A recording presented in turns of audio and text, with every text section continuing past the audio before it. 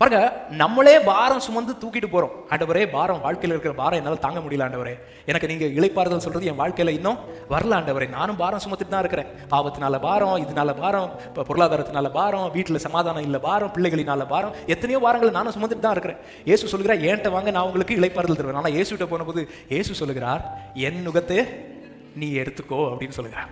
எடுத்துக்கோ, நீ தனியா ஒரு பாரத்தை சுமத்துட்டு போன, இப்போ நீ வந்துட்டு நம்ம ஒரு எக்ஸ்சேஞ்ச் பண்ணிக்கலாம், நீ என்னுடைய நுகத்தை ஏற்றுக்கொள்ள. அப்போ அவருடைய நுகத்தை எடுக்கும்போது ஒரு சைடில் யார் இருக்கிறா? ஒரு சைடில் இயேசு, இன்னொரு சைடில் யார் இருக்கிறா? நான். ஆனால் ஆண்டவர் என்ன தெரியுமா சொன்னார்?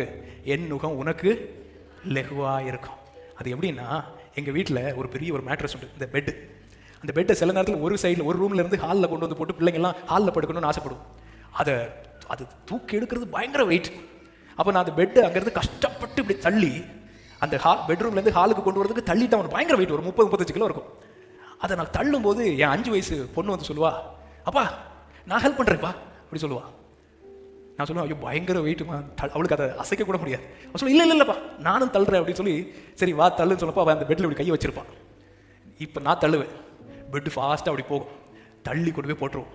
என் பொண்ணு சொல்லுவா, எங்கள் அம்மாட்ட, நானும் அப்பாவும் சேர்ந்து பெட்டை தூக்கி ஹாலில் போட்டோம்.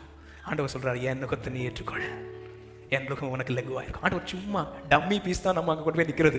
ஆனால் ஆண்டவர் எனக்காக எல்லா காரியத்தையும் எனக்காக செய்வான். ஆண்டவர் அதை தான் சொல்லுகிறாங்க. எப்படி இளைப்பாறுதல் கிடைக்கும் தெரியுமா? நீ தனியாக நுகத்தை தூக்கிட்டு இதை பண்ணுறது அது பண்ணுறது, என்ன பிரியப்படுத்துறதுக்கு, நீதி செய்ய காட்டுறது, உனக்கு உலகத்தில் வர்ற காரியங்களை செய்கிறதுக்கு நீ பிரயாசப்படுறது, நீ ஓடும் போதெல்லாம் நான் எல்லாவற்றையும் உனக்காக செய்து முடித்து என் நீதியை ஓ நீதியாக வைக்கிறதுக்காக அந்த நுகத்தை தூக்கி கொண்டு இங்கே நிற்கிறேன். நீ ஏன் தனியாக ஓடிட்டு இருக்க? வந்து இந்த நுகத்தில் ஜஸ்ட் உன் கழுத்தை மட்டும் மாட்டி விட்டுரு.